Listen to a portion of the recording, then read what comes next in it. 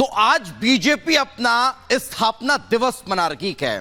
2 सदस्यों से शुरू हुई पार्टी ने न सिर्फ अपना कुनबा बढ़ाया बल्कि देश भर में अपनी पार्टी को स्थापित करने में कामयाब हुई और अब भारतीय जनता पार्टी 400 पार के नारे के साथ आगे बढ़ रही है। न सिर्फ 400 पार का नारा बीजेपी ने दिया बल्कि उस टारगेट को अचीव करने के लिए लगातार चुनावी मैदानों में नजर भी आ रही है और आज कार्यक्रमों के जरिए कुछ बड़ा करने की तैयारी। देखिए रिपोर्ट।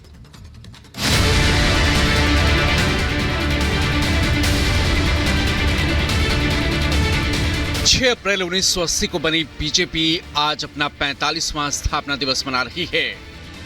कभी लोकसभा में 2 सीटों से शुरुआत करने वाली बीजेपी आज देश के 12 राज्यों में अपने दम पर सरकार में है।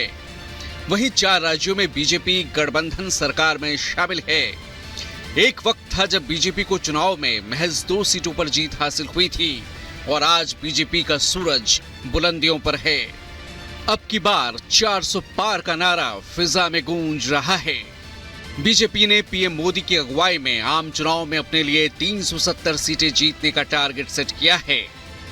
1980 में स्थापना के बाद सन 1984 में बीजेपी ने अपना पहला लोकसभा चुनाव लड़ा। देश भर में कुल 224 प्रत्याशी मैदान में उतारे, लेकिन बीजेपी को कुल 2 सीटों पर जीत हासिल हुई। लेकिन बीजेपी ने हार नहीं मानी और 1989 में बीजेपी ने 225 प्रत्याशी मैदान में उतारे, जिनमेम 85 सीटों पर जीत मिली। 1991 में भारतीय जनता पार्टी ने पूरे देश में 2 गुने से भी ज्यादा यानी 468 प्रत्याशी उतारे। 1991 में बीजेपी को 120 सीटों पर जीत मिली थी और देश भर में उसका वोट शेयर 20% के पार पहुंच गया था। 99 में हुए चुनाव में पार्टी को 182 सीटें मिली और वोट शेयर 23% को पार कर गया। लेकिन 2009 के बाद बीजेपी में मोदी युग की शुरुआत हुई और 2014 में बीजेपी नरेंद्र मोदी के चेहरे के साथ चुनाव में उतरने का फैसला लेती है, जिसका फायदा बीजेपी को साफ तौर पर मिला और अकेले दम पर बीजेपी 214 सीटों पर जीत हासिल कर पाई। 2009 के बाद से बीजेपी के लगातार बढ़ते जनाधार का श्रेय जाता है देश के प्रधान सेवक नरेंद्र मोदी को, जिनका मूल मंत्र है जनता की सेवा और जनता तक सरकारी योजनाओं का लाभ पहुंचाना। पीएम मोदी ने जनता के सामने अपना रिपोर्ट कार्ड रख दिया है और बताया कि देश की महिला, किसान, युवाओं के साथ भारत की सुरक्षा का भी उन्होंने किस कदर ख्याल रखा है। आप सब माताएं बहनें हमें अपना आशीर्वाद देने आए हैं और आज चूरू ने ये बता दिया है कि 4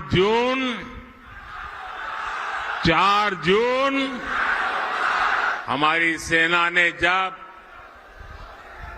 सर्जिकल स्ट्राइक और एयर स्ट्राइक की, इसी गठबंधन गठबंधन के लोग हमारी सेना से शौर्य के सबूत मांग रहे थे। सेनाओं का अपमान, देश का विभाजन, ये कांग्रेस पार्टी की पहचान है। इस बार चुनाव में 400 पार का नारा दे रही बीजेपी ने पूरी तरह से कमर कस ली है। आज स्थापना दिवस के मौके पर मध्य प्रदेश में बीजेपी एक नया रिकॉर्ड बनाने जा रही है। 1 लाख से ज्यादा नेता और कार्यकर्ता आज बीजेपी ज्वाइन करने जा रहे हैं, जिनमें कुछ बड़े कांग्रेसी नेता भी शामिल हैं। कांग्रेस का गढ़ कहे जाने वाले छिंदवाड़ा में आज मुख्यमंत्री मोहन यादव सेंध लगाने की तैयारी में हैं। छिंदवाड़ा की कई विधानसभा सीटों पर आज सीएम रोड शो करेंगे। बीजेपी ने 400 पार के आंकड़ों को छूने के लिए अपनी रणनीति बना ली है और सीएम योगी अपने भाषणों में इसका तापमान और बढ़ा रहे हैं। कोई सोचता था कि उत्तर प्रदेश दंगा मुक्त होगा, उपद्रव के लिए जाना जाने वाला उत्तर प्रदेश उपद्रव के लिए नहीं, आज उत्सव प्रदेश बन गया है। बीजेपी के दिग्गज नेता लगातार देश के अलग अलग हिस्सों में चुनाव प्रचार में जुटे हैं। पीएम मोदी से लेकर अमित शाह और राजनाथ सिंह से लेकर नितिन गडकरी और जेपी नड्डा तक अलग अलग हिस्सों में बीजेपी के लिए लगातार प्रचार कर रहे हैं। बीजेपी ने 400 पार का आंकड़ा छूने के लिए पूरी तरह से कमर कस ली है, तो वहीं दूसरी तरफ इंडी गठबंधन में कई मुद्दों पर आपसी कलह देखने को मिल रही है। अब 4 जून को ही फैसला होगा कि बीजेपी और उसके सहयोगी दल 400 पार का जो नारा दे रहे हैं उसमें कितना दम है। Bureau report, Republic Bharat. और चलिए आगे बढ़ते हैं और अब एक और बड़ी खबर का रुख कर लेते हैं। आज दिल्ली के उप मुख्यमंत्री मनीष सिसोदिया की जमानत याचिका को लेकर सुनवाई होने वाली है। राउत एवेन्यू कोर्ट में यह सुनवाई होगी और मनीष सिसोदिया के वकील की तरफ से जमानत की मांग की जाने वाली है। आपको जानकारी दें, कोर्ट में ईडी अपनी दलीलें रखेगी। राउत एवेन्यू कोर्ट में आज ये सुनवाई होनी है और आपको यह भी बता दें कि संजय सिंह जमानत पर अब बाहर आ चुके हैं और दूसरी तरफ अब मनीष सिसोदिया को भी राहत की उम्मीद है और इसी उम्मीद के साथ एक बार फिर जमानत याचिका राउत एवेन्यू कोर्ट में लगाई गई है। जेल में केजरीवाल पहुंच चुके हैं लेकिन अमानतुल्लाह खां की मुश्किलें भी कम होती दिखाई नहीं दे रही है। ये दो महत्वपूर्ण तस्वीरें भी आपके टेलीविजन स्क्रीन पर है। लेकिन आज के दिन अगर शराब घोटाले से जुड़े हुए मसले में देखा जाए तो मनीष सिसोदिया की जमानत याचिका पर सुनवाई सबसे महत्वपूर्ण है। दिल्ली शराब घोटाले से जुड़े मनी लॉन्ड्रिंग मामले में आरोपी दिल्ली के पूर्व डिप्टी सीएम मनीष सिसोदिया की जमानत याचिका पर राउत एवेन्यू कोर्ट में आज सुनवाई होगी।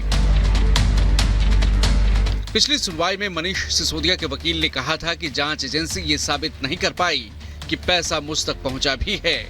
मनीष सिसोदिया के वकील ने कहा कि सिसोदिया 13 महीने से न्यायिक हिरासत में हैं और जमानत के लिए ट्रिपल टेस्ट में खरा उतरते हैं। अब सिसोदिया प्रभावशाली भी नहीं क्योंकि वो डिप्टी सीएम भी नहीं हैं।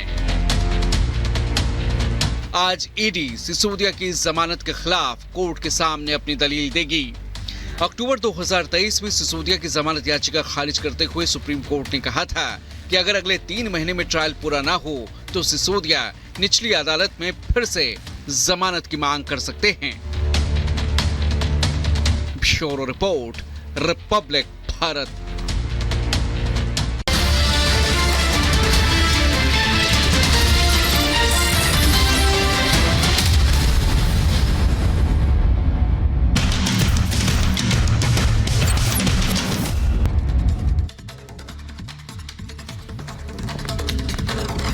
नमस्कार, स्वागत है आपका। आपके साथ मैं दीपेश परगले। देश का नंबर 1 चैनल रिपब्लिक भारत देख रहे हैं आप, जहां दिन भर तमाम बड़ी खबरों से आपको रूबरू करवाएंगे। लेकिन सबसे पहले वो 5 महत्वपूर्ण खबरें आपको बता देते हैं जिन पर दिन भर हमारी नजर रहने वाली है। प्रधानमंत्री नरेंद्र मोदी ताबड़तोड़ चुनावी प्रचार में लगातार धुआंधार रैलियां कर रहे हैं।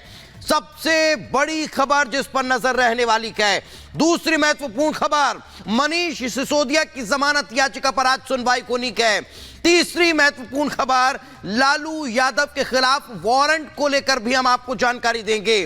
तो गगन शक्ति अभियान क्या कैसे सफल होगा इसकी भी डिटेल आपको बताएंगे। तो बताएंगे कि बीजेपी आज अपना स्थापना दिवस मना रही है और इस स्थापना दिवस पर किस तरह की तैयारियां बीजेपी की है ये जानकारी भी आपको देंगे। और न सिर्फ तैयारी बल्कि कैसे बड़े आयोजन की तरफ बीजेपी आगे बढ़ रही है ये भी बताएंगे।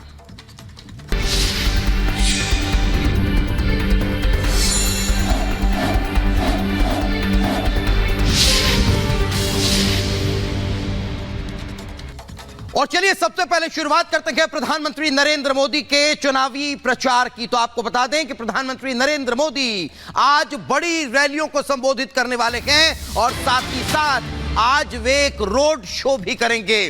तो राजस्थान और उत्तर प्रदेश के दौरे पर प्रधानमंत्री नरेंद्र मोदी गए। सहारनपुर और अजमेर में जहां प्रधानमंत्री नरेंद्र मोदी भारतीय जनता पार्टी प्रत्याशियों के पक्ष में रैली को संबोधित करेंगे, तो दूसरी तरफ गाजियाबाद में आज शाम को बड़ा रोड शो करने वाले हैं।